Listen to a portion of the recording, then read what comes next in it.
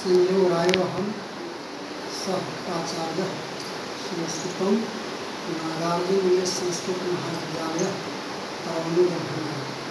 अद्य हम शास्त्री प्रतिष्ठाखण्डस्य छात्रान् सुखनासोपदेशः लक्ष्मी स्वरूप संदर्भे इति शीर्षकं पाठयामि।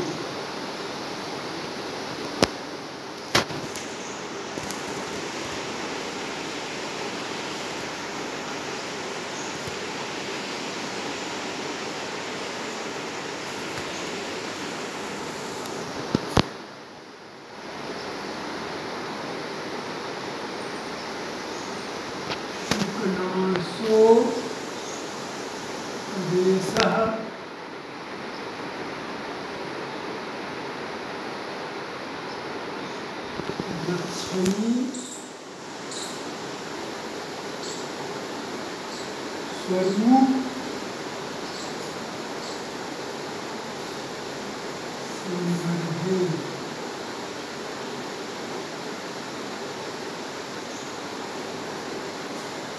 वानभट्ट विरचित कादम्बर्यां सुखनासोपदेशस्य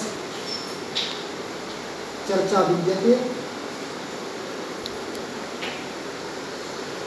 यवराज्याभिषेकात्पूर्वं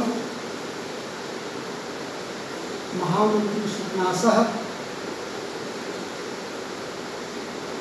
युवराजं चंद्रापुरं प्रति कथयति अर्थात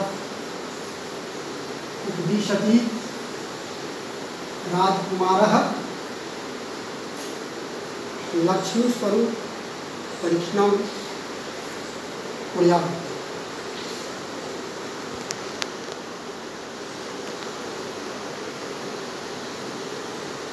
समुद्र मंथन के अवसर पर जब लक्ष्मी प्रादुर्भूत हुई तभी क्षीर सागर के पारिजात पल्लवों से अनुराग, चंद्रमा की ओर से भक्तता, उच्च सर्वा अश्व से चंचलता, कालकूट से सम्मोहन शक्ति, मदिरा से मादकता, कौस्तुभ मणि से कठोरता लेकर उन वस्तुओं के विरह में अपने मनोविनोद के लिए उनके चिन्हों के साथ बाहर आई। अर्थात वह जिन वस्तुओं के साथ थी सहोदरा के रूप में एक साथ समुद्र मंथन के दौरान सभी का जन्म हुआ तो वहाँ से आती है, अलगाव हो जाता है, किंतु उनका जो स्वभाव था उनका स्वभाव अपने आप में समाहित की हुई है और इस लोक में मनोरंजन करती है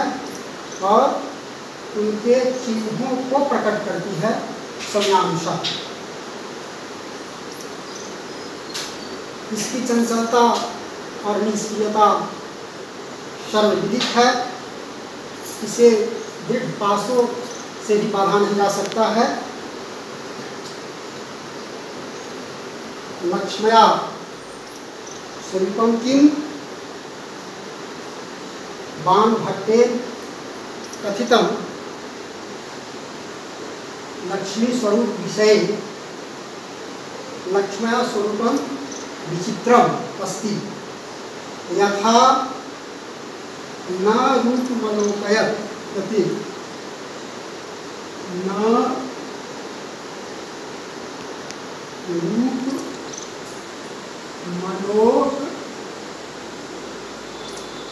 रूपमलोकयते न पूर्णक्रम अनुवर्तते न पूर्णक्रम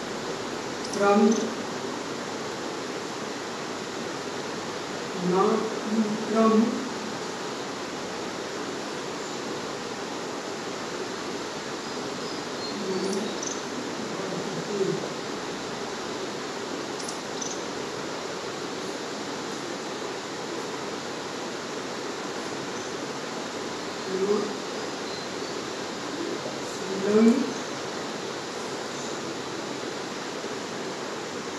पश्यति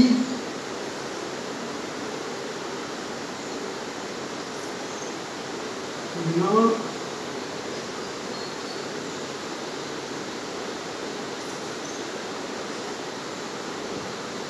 वैदर्भ्यं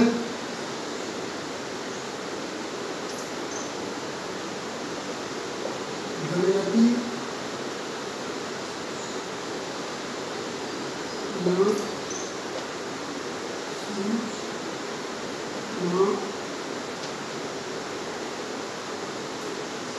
गमयति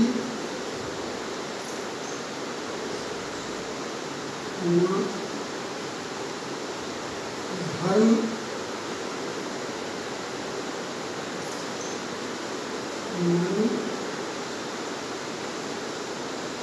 धर्म विद्यते न त्याग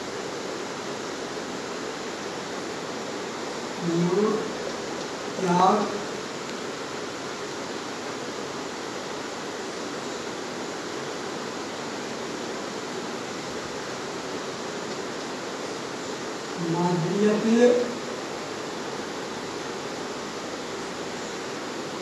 न विशेषज्ञतां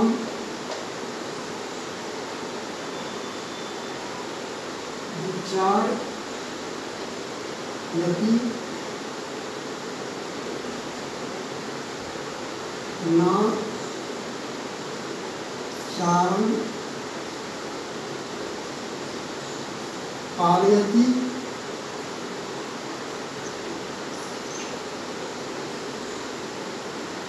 न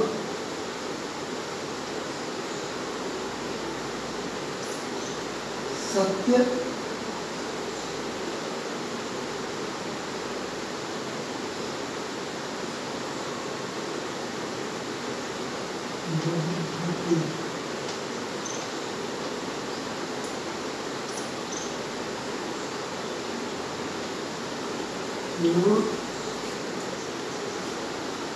लक्षणं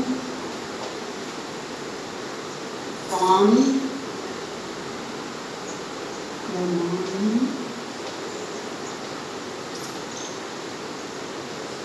रोटी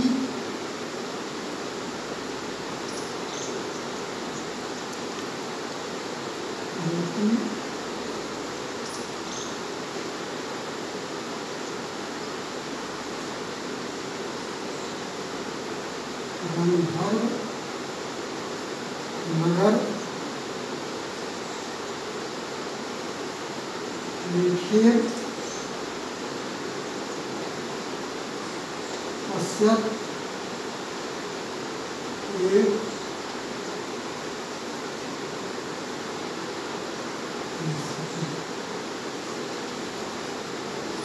लक्ष्मी स्वरूप किंग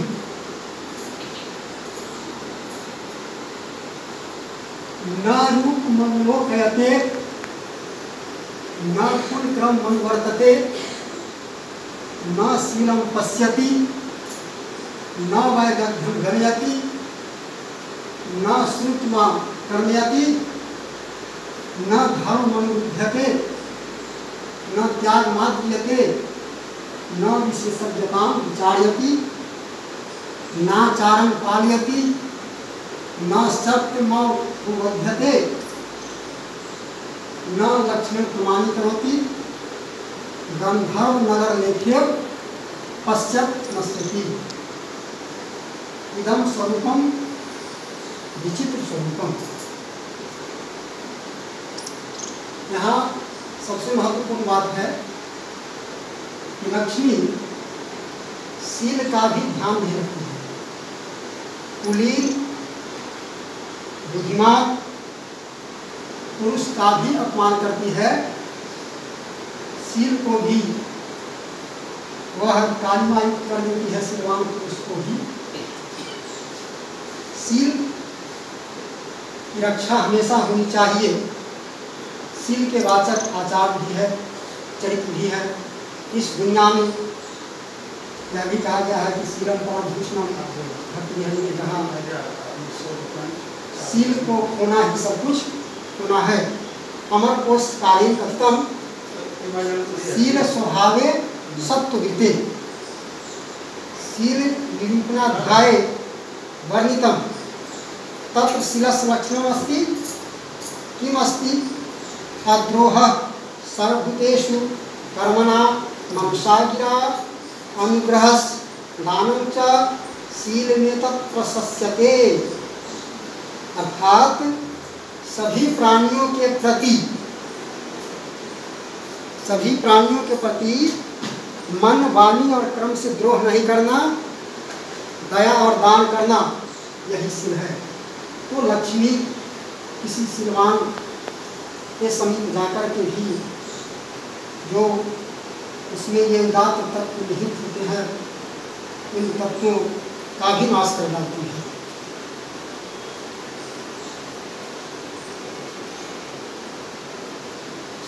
वर्षा ऋतु में बिजली चमकती है और समाप्त हो जाती है, उसी तरह से लक्ष्मी भी अपनी क्षणिक छवि दिखाती है। अर्थात लोकाचार में हम देखते हैं कि किसी के पास लक्ष्मी है, किसी के पास लक्ष्मी चली जाती है। कभी वह अमीर था, कभी वह निर्धन हो जाता है। सरस्वती के उपासकों से यह दूर रहती है, सरस्वती के उपासकों से यह दूर रहती है और मूर्खों के सानिध्य में रहती है। जिस व्यक्ति में दया, करुणा, वीरता, वीरता इत्यादि गुण निहित होते हैं, उन गुणों को समाप्त कर डालती है। वीर पुरुष को कांटा के समान मानती है, मनस्वी मनुष्य को पागल साबित कर देती है और साथ ही साथ यह मानव को पद पर आसीन भी कर देती है, प्रतिष्ठित भी कर देती है और निषिद्ध कर्म में प्रवृत्त भी कर देती है। मनुष्य यह क्या करती है? लालच को बढ़ाती है। यह अमृत की बहन है, एक साथ जन्म हुआ है, फिर भी स्वाद में यह क्या है? कड़वी है। शास्त्र चक्षु के लिए हरतोधी की तरह है, शिष्टाचार को दूर भगाने के लिए यह वेद की छड़ी है, धर्म रूपी चंद्रमा को ग्रसित करने के लिए यह राहु की जिह्वा है। यह श्रेष्ठ पुरुषों में अनुरक्त होकर के नीच पुरुषों के साथ भी रमण करती है, अर्थात भगवान विष्णु की सहगामिनी बनकर दुष्टों का मनोरंजन करती है। और साथ ही साथ यह राग द्वेष रहित पुरुष से द्वेष करती है और जिस प्रकार जल की धाराएं पालती है विषलता को, उसी तरह से यह भी मानव की जो प्रवृत्ति है, प्रवृत्ति को बढ़ाती है और तथा उसे प्रेरित करती है, उसकी कामना को, लता को ही बढ़ाती है। लोकाचार में हम देखते हैं कि धन बढ़ने पर मनुष्य का मन बढ़ जाता है, उसकी तृष्णा और बढ़ती जाती है, तो यह उसे बढ़ाती है। यह लोक निंदा फैलाने की आधार भूमि है। यदि समाज में किसी की निंदा होती है तो इसकी वजह से निंदा होती है, क्योंकि धन होने पर मनुष्य नाश की ओर प्रवृत्त हो जाता है, वह कामनी, कंचन और मदिरा के प्रति आसक्त हो जाता है। और जिस प्रकार राहु चंद्रमा को ग्रस्त करता है, उसी प्रकार यह भी धर्म को ग्रस्त कर लेती है। यह सबको छलने वाली है, यह छलती रहती है। यह जिस पुरुष को स्वीकार करती है वह व्यक्ति विवल हो जाता है, विशेष कर वह काम के प्रति ज़्यादा विवल हो जाता है। लक्ष्मी की चंचलता परस्पर विरोधी स्वभाव को बताती है और यह स्पष्ट कर दिया गया कि सुपनास ने यह बताया राजकुमार चंद्रापीठ को कि लक्ष्मी का स्वरूप इस प्रकार है।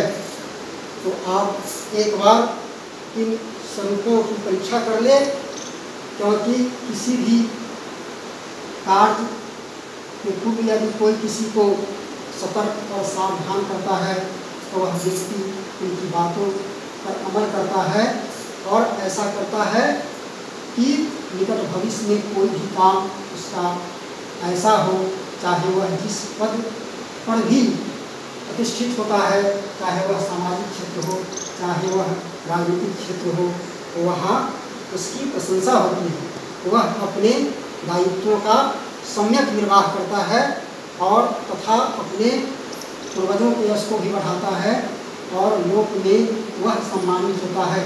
यश, प्रतिष्ठा, सामाजिक उत्थान, ये जितनी सारी बातें हैं उनके कार्यों में समाहित होती है। यही लक्ष्मी का स्वरूप है।